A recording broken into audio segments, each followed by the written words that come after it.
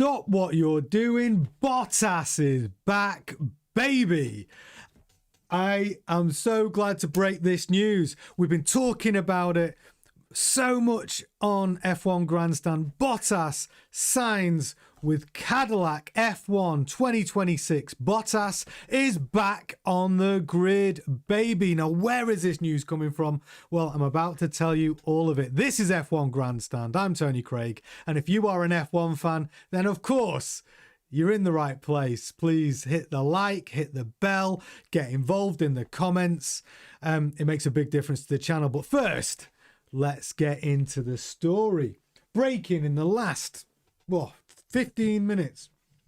Valtteri Bottas has signed with Cadillac. I told you it was coming. If you've been a fan of the channel and you've been watching, and I've been saying, Bottas did a handshake with Cadillac at Silverstone. My man, Tubby George, was correct. Hey, oh, brilliant. Nice to see you with us in the chat. Hey, Live My Life. Hey, Gemma. Yes, absolutely the logical choice. I've been going on about this for ages. And when I said, I know that my man on the ground, Tubby George, said there was a handshake between Cadillac and Bottas at Silverstone, it was true. No one believed me, but here we go. Bottas signs with Cadillac. Let me just give you some details. Obviously, we're breaking news. Obviously, my normal time slot is 8 p.m. in the evening, but there was no way I was not going to go live with this story. So just picking up on, say, Harry Smith in the Express. This was 20 minutes ago. Cadillac are reportedly set to announce Valtteri Bottas as their first signing next week. Come on.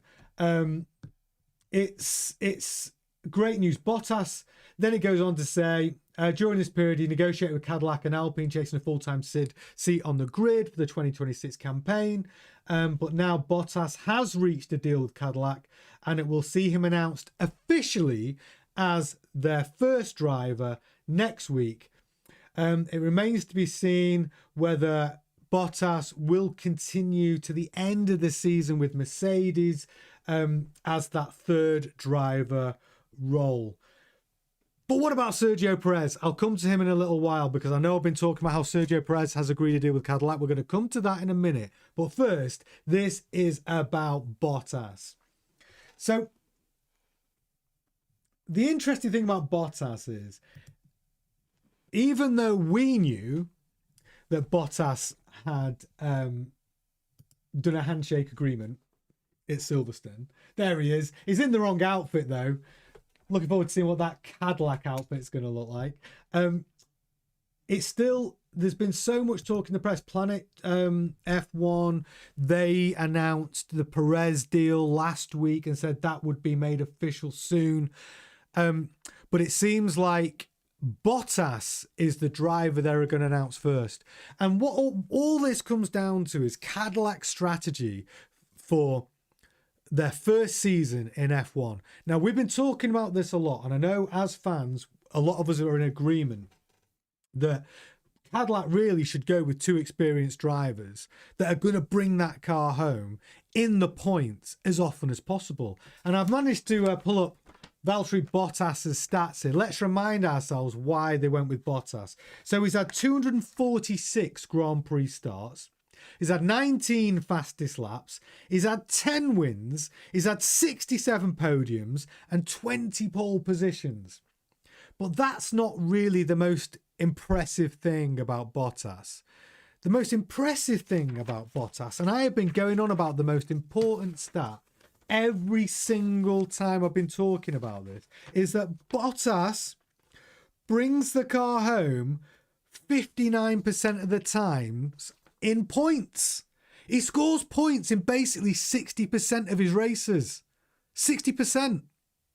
And he's been on the podium just short of 30% of his races. And what do Cadillac need in their first season? Score points. They need experienced drivers who are going to bring the car home. So, of course, Bottas is the perfect choice, because it's not just that Bottas brings the car home. Bottas is quick. But it's not just that for Cadillac. He is on brand. You know, Bottas has got the personality, the presence in the paddock. He's so well liked because, and why is this important? Well, Cadillac are a new team on the grid. So Cadillac want to not only bring fans, but they want to increase their fan base because they want to sell merch. They want to have the interest. So they need a driver which brings a personality. Bottas does all of that, and he's quick, and he brings the car home in 60% of his races. So I am so pleased that this has been released. This news has been released today. Obviously, look, even though it's still done, and even though it's getting reported in the press, it's nailed on. They will do their official announcement, as always, next week. But Bottas is your driver. It's going to be your first official driver for Cadillac, which does have to leads us on to the story that we broke. Well, we took from the press regarding Sergio Perez. It was announced that Perez was going to be Cadillac's driver, and honestly, he still will be. They'll dot the I's and cross the T's, because I know Cadillac have got around a $40 million a year budget, I think, a driver budget. Bottas has probably cost them $15 million plus performance-related bonuses. Perez will be the same. Their third driver, if they're sensible, will be, I believe it'll be a Jack Crawford, American driver, cutting his teeth in F2, won the F2 race at Silverstone, very, very quick, talks very, very well, got a lot of backing behind him. And then Perez will be the other driver, unless there's some sort of conflict between why Bottas would not want to be teammates with Perez, or Perez wouldn't want to be teammates with Bottas, whether those are conditions of them taking those seats, which I doubt, by the way, because both those drivers, Perez and Bottas, are not currently on the grid. So why would you want to risk losing an F1 seat if you've still got that in you as a driver, that you can bring something to F1, the pinnacle of motorsport? So I doubt that's the case. I think Perez and Bottas will work together very well.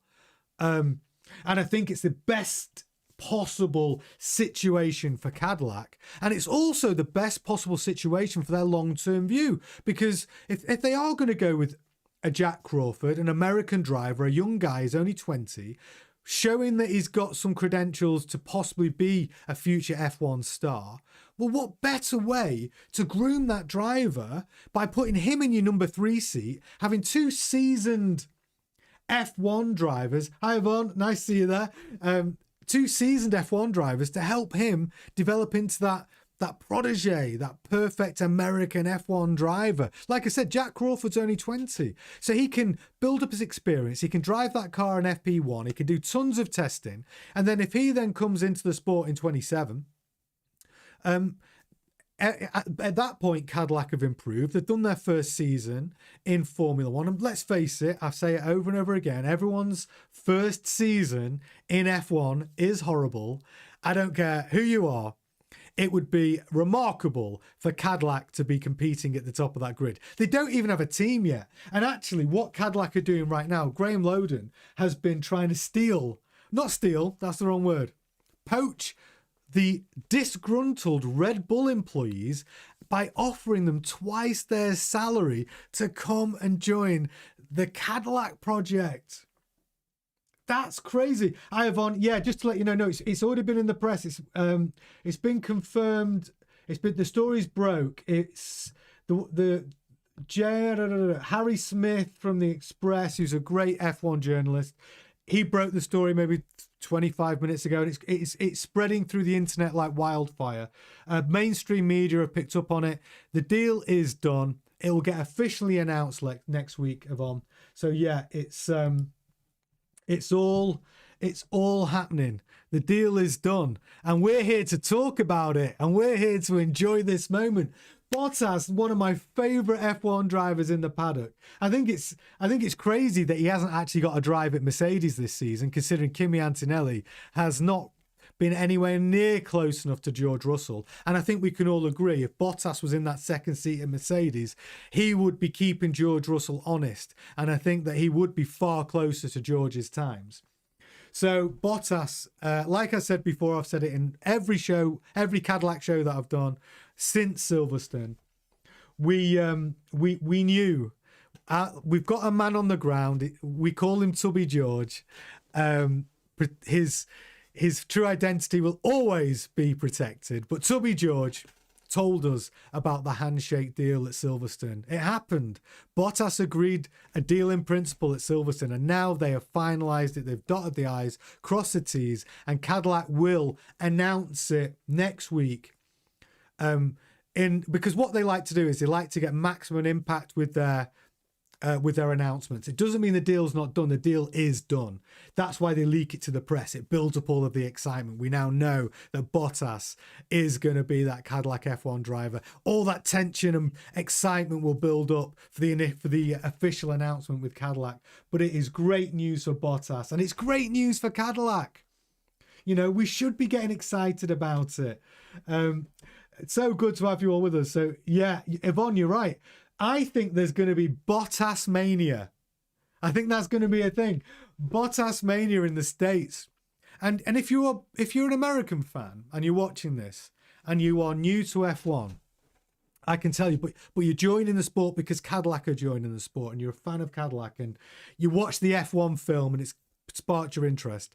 Let me reassure you that the driver you've got there in Bottas is the right choice.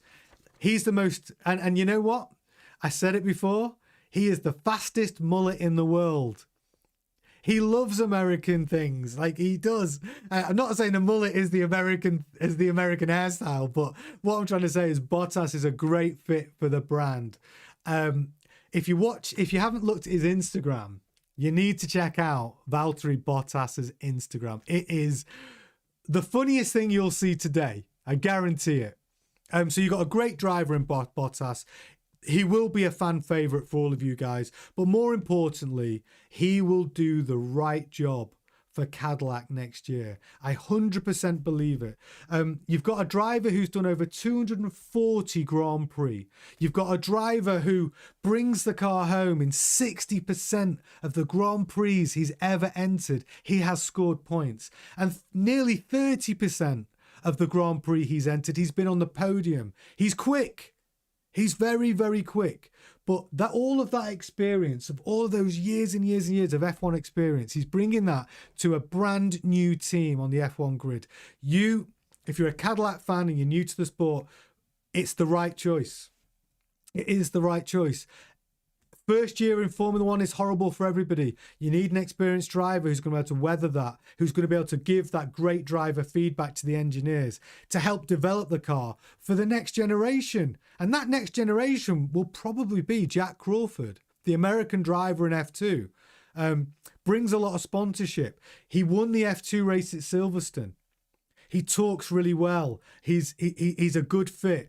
But is he ready to take a seat in F1 next year? Probably not. We saw look what's happened with Kimi Antonelli. They threw him into a better car, and it's a lot of pressure. You want to bring your drivers through. And the best thing that Cadillac are thinking, they're thinking for the next 5 years. Year one, let's get this new platform, this new era of F1 cars, and let's get our car competitive.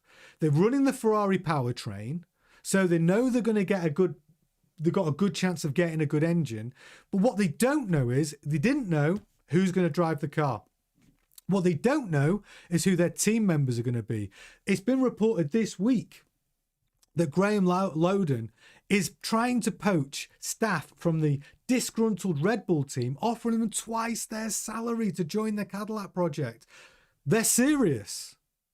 Cadillac are not coming into this sport to lose, but they are coming into this sport to be with a 3 to 5 year plan. They're running the Ferrari powertrain for the next, I would say, 3 years. Cadillac will bring their own power unit to the sport. They're already starting to work on it, but let's be realistic. It's going to take them 3 years to do that, to have an American team with an American power plant and an American driver. They may get the American driver in 2027 in Jack Crawford, but 2026 year one, it is a development year. We're going into a brand new era of Formula One, a brand new platform, which is the right time to come into Formula One, because everyone's got their own ideas how they're going to design these cars. You know, they've gone to 50% electrification, 50% internal combustion engine. This is all new. They've got this active aero, which again hasn't been done before. You know, they're going to give the driver some sort of control over that active aero as a boost button to deploy it on demand. Yet they still have to manage those batteries for 70 laps. Whereas the current system, remember, is only 15% electrification, 85% internal combustion engine. So the battery management is not so much of a problem. But next year it is. The management of that car, not only are they managing tyres, now they're managing power in a way that's significant to the success of those teams. So that's a great time for Cadillac to come in, whole new platform, because lots of teams will get it wrong next year. Lots of teams will be seeing that as a development year. You'll see some teams who are way out in front. Aston Martin, guaranteed. With Adrian Newey designing that car, if Honda deliver a powertrain which is as good as Adrian Newey's design of the car, they will be near the front, if not the front. So, and there'll be teams who think they've got it right, like Red Bull, which will be nowhere near. We could see Red Bull drop away out of the top 4 teams because they've lost Wheatley, they've lost Newey, they've lost Horner. Cadillac is stealing half of their team, half of their disgruntled team that have been disgruntled because of Horner's sacking. And now Cadillac are coming in offering them twice their wages to come over to the Cadillac project. This is all happening right now. We could be witnessing the building of a Cadillac F1 team at the expense and the downfall of Red Bull. That's what's going on. There's so much to talk about. I'm going to go to the chat. Yeah, it's Avon's delighted. Are you happy? Here's my question. Are you happy to see Bottas back on the grid? Are you happy to see him on the grid? So let's see what we've got. We've got, yeah, Yvonne's saying we're going to see fun Bottas again. Yes, we are. Bottas is bringing the fun, baby. Next year is going to be exciting. Thanks, Live My Life. Next year is going to be very exciting on F1. It is. Next year is going to be exciting because it's all guesswork with brand new platforms. The winners and losers will not be really decided until we see that first Grand Prix. It's very, very exciting. Hey, Dale, welcome to the community. Great to have you in the chat, Dale. I understand Cadillac decision. However, an American needed to be signed. Dale, I'm gonna say about that. Dale, I understand. I lived in America for a year. I did. I understand the patriotic nature. I've never been in a country that's more competitive and more patriotic. And do you know what? I'm here for it. I think it's great. I do. I really do. And if I was bringing an English team to a sport where most of the teams were American, I'd want the same thing. I get it. I totally get it, Dale. But when it comes to F1, you can't think year one as delivering everything. Cadillac would have wanted an American power unit, right? I'm sure you agree, Dale. If Cadillac on their first season, they want a Cadillac car, but they also would have liked an American power unit, but they've got to go Italian. They're having to buy their power unit from Ferrari because they just don't have one that's going to be competitive yet. But the intention is that they are going to bring an American power unit to that Cadillac team.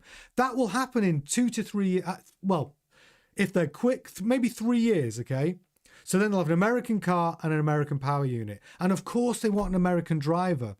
But because they've got Graham Loden in there running things at the moment, who's been in F1 before, he's actually failed in F1, to be honest. He was the CEO of Marussia Racing and then the Virgin F1 racing team back in 2012, I think, to 2015.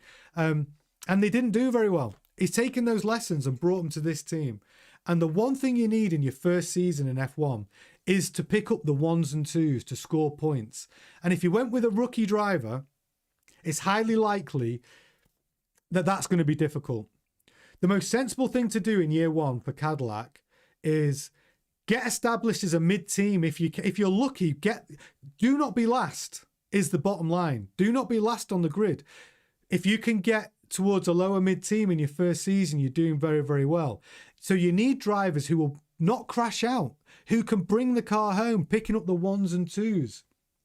That's what it comes down to. So first season in F1, the best strategy is to think longer term. So they've chosen Bottas. I still believe Perez is nailed on, is going to be the guy in the number 2 seat. So 2 experienced drivers. And I think the number 3 seat will be a Jack Crawford, an American driver who's 20 years old, who can spend the next year driving that car, testing that car, making appearances in free practice 1, getting himself ready for the 2027 season. So all the time the car's improving, all the time you've got an American driver who's only 20 improving, getting himself ready to enter the F1 grid in 27. And that's probably the quickest route to an American F1 driver. And the reason why they didn't want to go with any of the IndyCar drivers is they just didn't feel, one, the super license points was a problem. Colton Herta, that you mentioned here, is a good driver. He was a phenom as a rookie, wasn't he? He won the Indy 500. He won Daytona. Great promise as a driver. But this season, he's not going to finish high enough in the championship to get the required super license points. He needs 40 super license points to compete in the pinnacle of motorsport, which is F1, and he hasn't got them. He sits on 32. He would have had to finish 3rd or 4th, I believe, in the IndyCar championship to get the required super license points to allow him to compete in F1 next season. He couldn't do it. There's no one there that would be a suitable fit for next year. That's the problem. So how do they solve that problem? How do they solve it? Jack Crawford's the solution by being a number 3 driver in an F1 team, picking up those super license points. He's competing in F2 right now and he's winning races. So Jack Crawford will be the one, I believe. But yes, Dale, thank you for that. It's a great point. And I love talking about it because it's fascinating how the super license points make a huge difference about who can compete. So the lack of Indy drivers that are going to be available for 26 meant that they had to go a different route, and they will go a different route. But there will be. But here's the good news for everyone who wants an American driver in that Cadillac F1 team. Here's the good news. It will definitely happen. Definitely happen. And it will happen within the next 2 years. It'll happen in 2 years. And you'll also get your American power unit in that Cadillac. It'll push 3 years, but definitely within the next 5. Cadillac is serious. They are serious. And there's never been a better time to be in the F1 business. You know, I love the American races. I love the new American fans coming to the sport. To be honest, F1's needed it. They needed the growth. You know, if you look at the nighttime races in Vegas and in the race in Miami, they're fantastic. They put on a show. No one does it like the Americans. They put on a great show, and I'm here for it. And having a brand like Cadillac, I think it's superb. But I have to say, live my life. The reserve driver is not allowed to test the car of the year. They don't have a 2-year-old car yet. No, actually, that's a very good point. Live my life. They can't test. I think they can. I think no, the number 3 driver can do test days in the car. I think. Do you know what? I don't know on that regulation, actually. We need to check that. But they can drive the car in free practice with agreed days. They can do that. So that's a very good point, actually. But Cadillac, the first year of the Cadillac team, you know, they're going to be using a lot of parts from Ferrari. It's not just going to be the engine. They're going to be going through the Ferrari parts bin as well, because that's the quickest way to get a car on the grid. But over the next 2 to 3 years, you will see a car which is entirely built by Cadillac. And I'm here for it. I'm excited to see it because we need that. We need more teams. I think we need another new team. Audi have taken over Sauber. Cadillac have come to the grid. It's given us 11 teams. And we were talking about this on one of my shows. We were chatting with the chat, and we were talking about what is the maximum amount of teams. And I said I'd like to see a lot more teams, but I think the maximum amount of teams is going to be 12. So there is room for another brand new team. Why are Porsche not on the grid? Why have Porsche not got a team? I don't know. And other American car manufacturers, if Cadillac do well, we might see another American brand. We've got the Haas team. That's an American team. We've got Cadillac. I mean, there's room, right? There's room for another team. But today's news about Bottas being the first official signing for Cadillac, I think, is great news. Gemma says, she said, I'm just going to the chat. Gemma said, I said Porsche to my boyfriend last night. Yeah, well, it's true.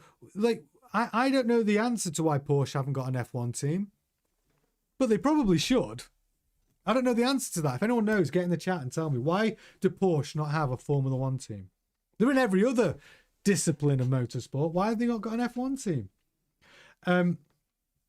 So, Yvonne, going to the chat. Let's say that one... what's it? Oh, Gemma, have you been getting blocked by people on Twitter for your comments? Yeah. Keep it clean, Gemma. Sorry, Yvonne. Keep those comments nice. We're a friendly community here. All encompassing. That's what we want. So, yeah, going back to the why, I've got to mention Perez. So let me just do a quick comparison about the two drivers that, well, Bottas is nailed on now. Bottas is going to be confirmed by Cadillac next week, but it's already out in the press. Bottas has agreed a deal. Deal done, deal confirmed, announcement next week. But I want to just do a quick comparison about Perez, who's really the likely other driver. That was leaked to the press last week. We covered it. It was leaked that Perez had also done a deal. But the two important stats of these two drivers. When we look at Perez, he's entered 281 Grand Prix. And the most important stats that I keep going on about is how many times does he bring the car home in the points?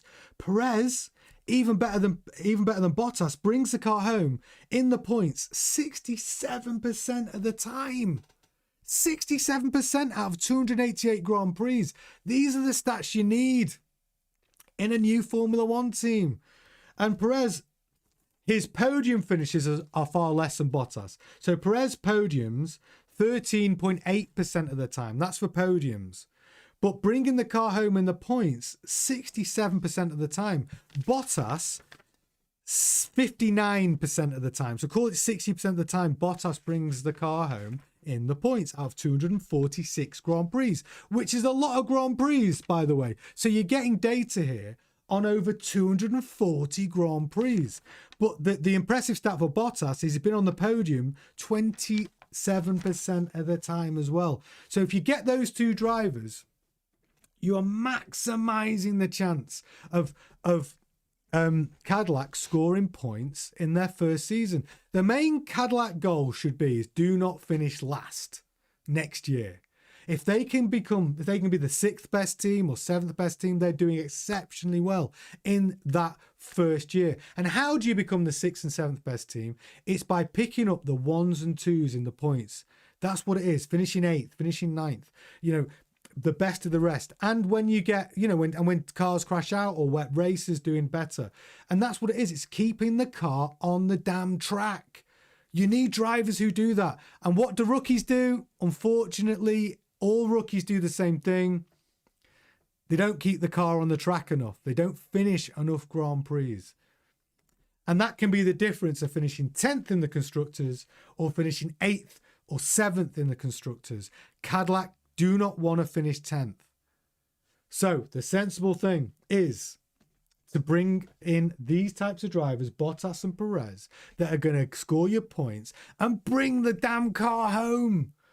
And that's what they're doing, and it's the right move. Dale, going back to the chat, I still think Andretti Global should have got the 11th team. Mario was a world champion when his F1. He was with Lotus back in the day. However, between Mario and his son, they have cachet, in my opinion. I couldn't agree more.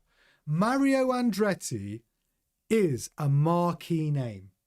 And out of all the F1 drivers that have ever been, American F1 drivers, he's got the pedigree. He did win a world championship with Lotus. By the way, if you look at the colours of my channel, the black and gold, baby, the John Player special car.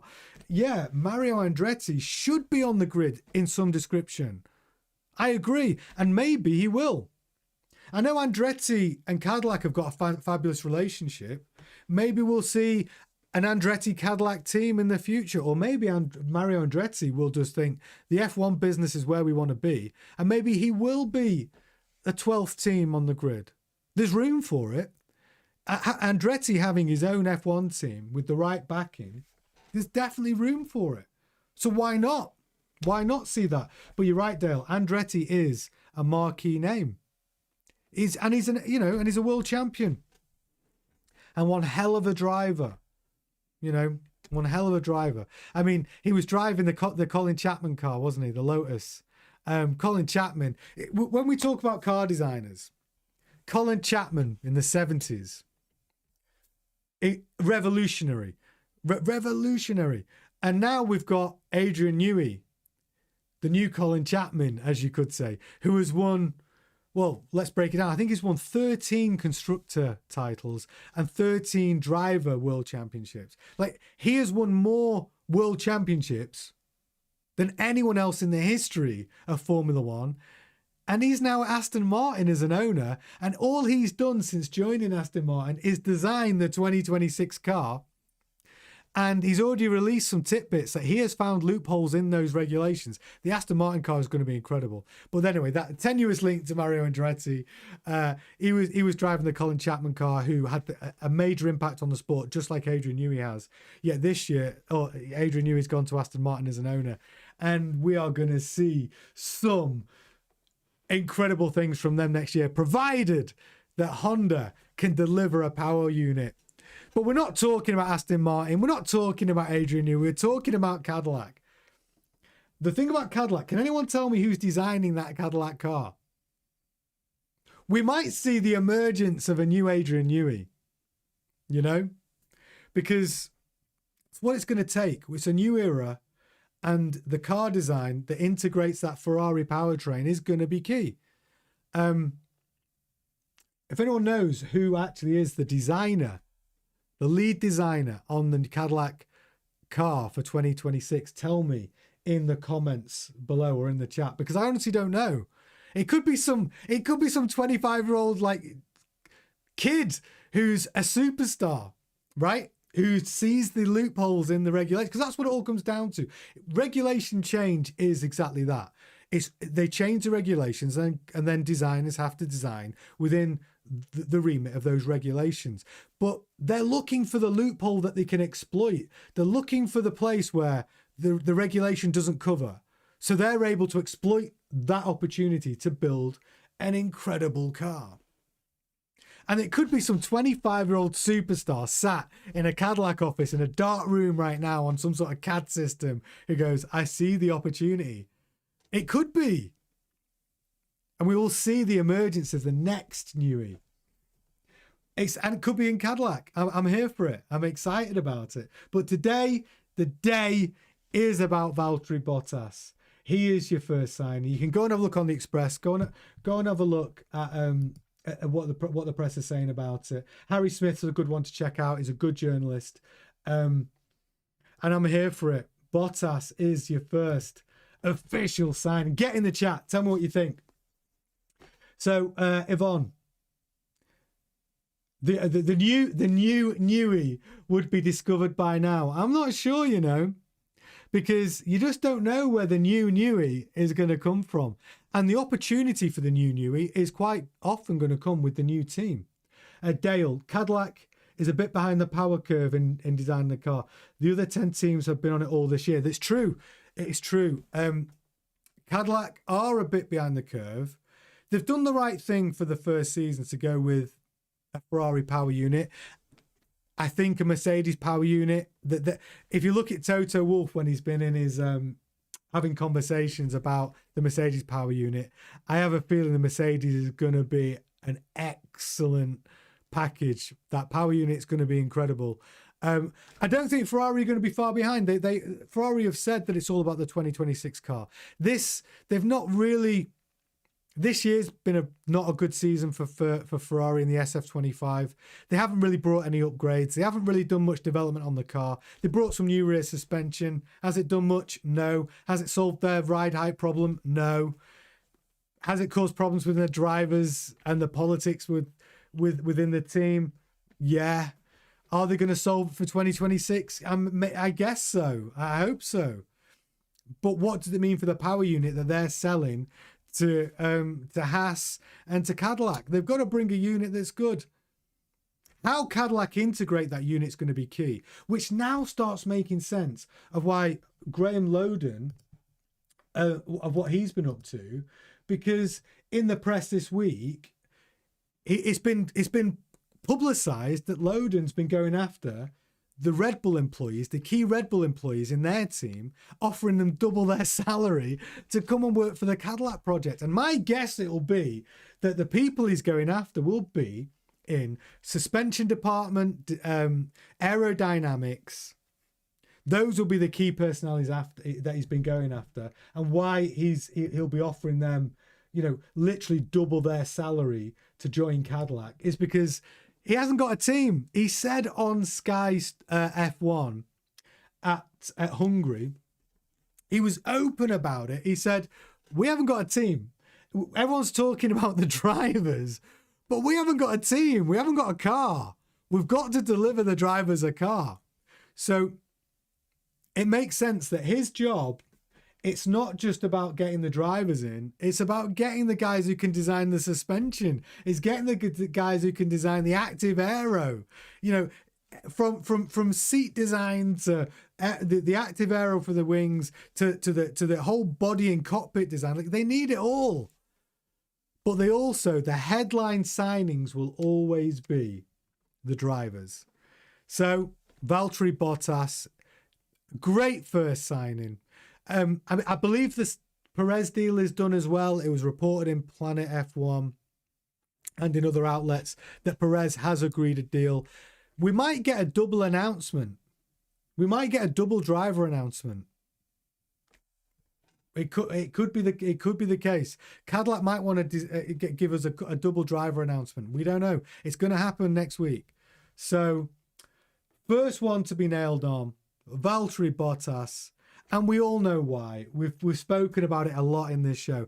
It's because he brings the car home in the points 60% of the time. And if the Perez deal gets announced as well, he brings the car home 67% of the time.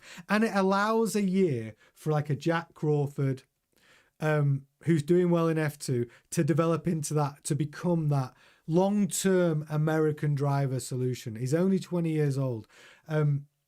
So that's how I think it's looking. And we've been saying this. We've been saying how this is going to play out on all of our Cadillac shows over the last couple of weeks. And it's so great to see that we've been getting good information. Tubby George, we should all give Tubby George a shout out, our man on the ground, because he's been getting it right. He's been getting it right.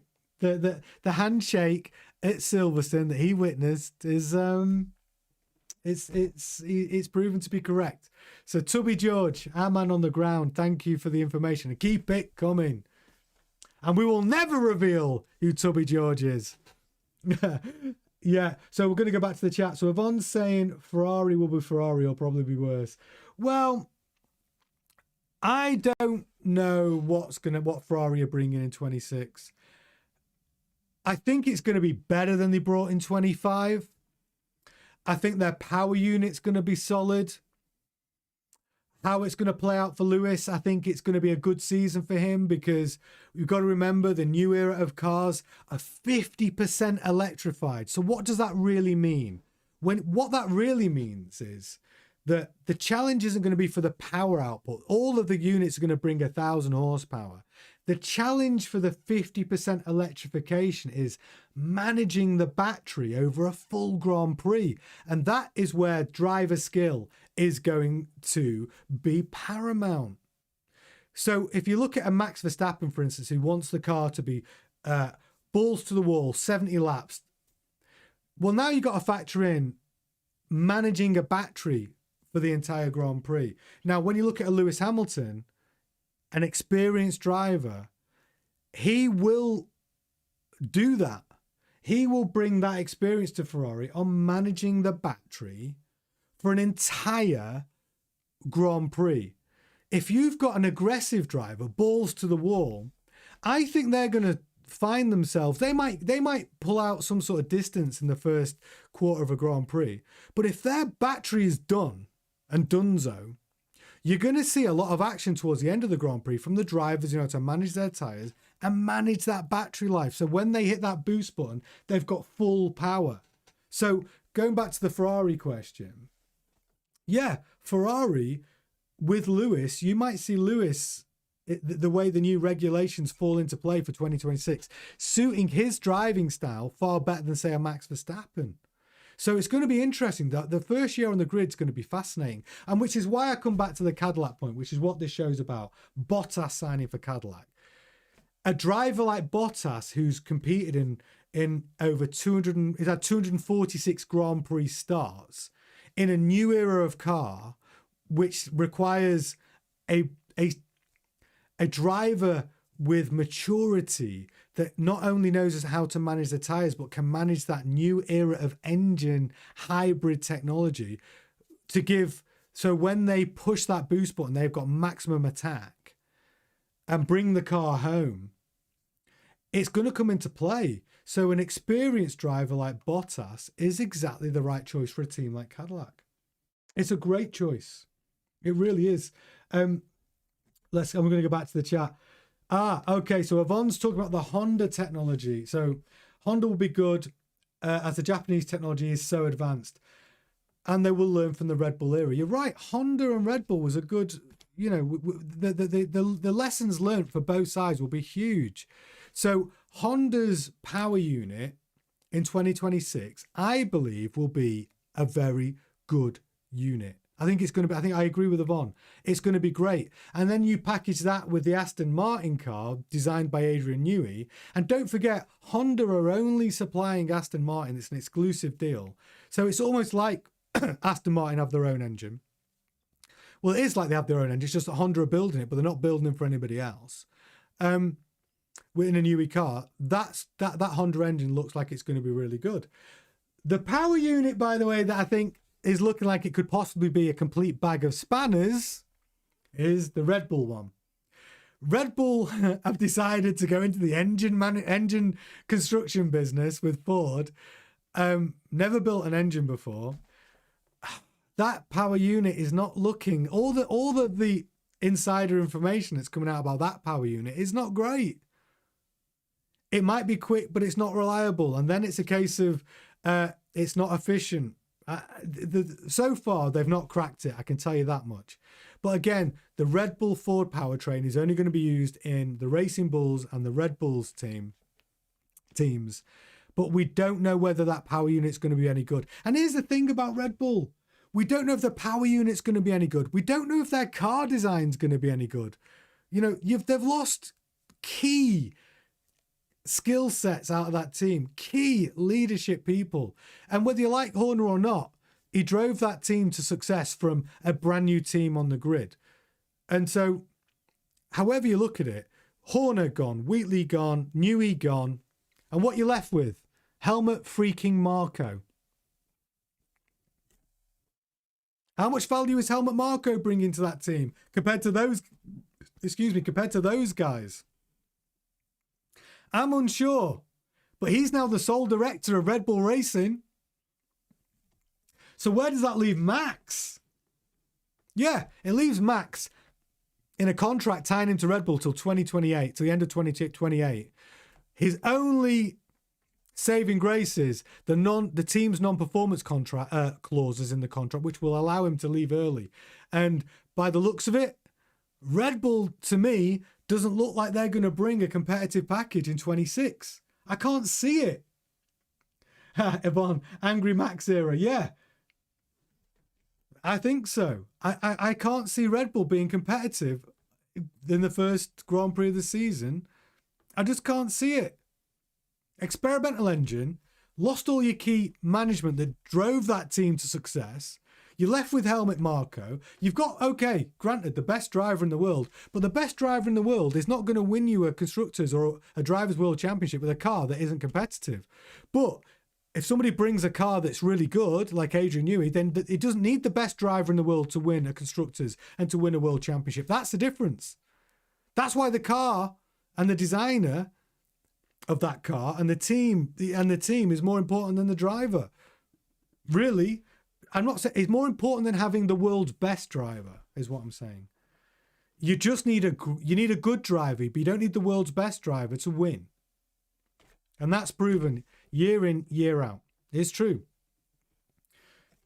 That's how it is. The team and the car is more important. The only time the driver's more important than the car is in a wet race, because that's when the advantage of the car, the car advantages are reduced because you're in a wet race, and then the driver advantages are increased, and that's when we see these mid teams and low teams getting these fantastic results in wet races, because that's when we see, gosh, how good is that driver? Like Gasly this year, Pierre Gasly. He's having the season of his life and he's in the worst team on the grid. Yet, according to the Overperformance Index, he's the second best driver on the grid. How do we judge people? We can only judge the drivers on the potential of where we believe that team is and whether they're overperforming. How else can we judge a driver? You can't really judge the best driver in the best team because they can only be the best. Anything less than that is a fail, right? They can only be first. And that's the difference. So going back to this breaking news, I've been on longer than I thought, actually. I just got very excited about the breaking news because we have been talking about it as a community for the last, few weeks. This breaking news today, it's about the fastest mullet in the world, Valtteri Bottas, agreed, confirmed, done his deal with Cadillac, and it will be announced by Cadillac next week. So yeah, very, very exciting day if you're a Cadillac fan. Very exciting day if you're a Valtteri Bottas fan. It's, breaking news. I was only supposed to come on for 10 minutes, but it's so nice to have everyone from the community jumping in. I love it. I will be back, though, later with my scheduled show. Or maybe not, actually. I will be back later, but maybe we'll be talking, maybe we'll see how this story progresses. Because I had a whole thing about engines for 2026. I might do that show tomorrow night instead, and maybe we'll stick with Cadillac and see how this develops. But either way, guys, I will be back at 8 o'clock tonight for more F1 Grandstand. So please like, subscribe, share, do everything you need to do to help the channel. I am so grateful. Thank you for tuning in with this breaking news. It's been a pleasure. Come on, Bottas. I'm excited. Come on, Cadillac.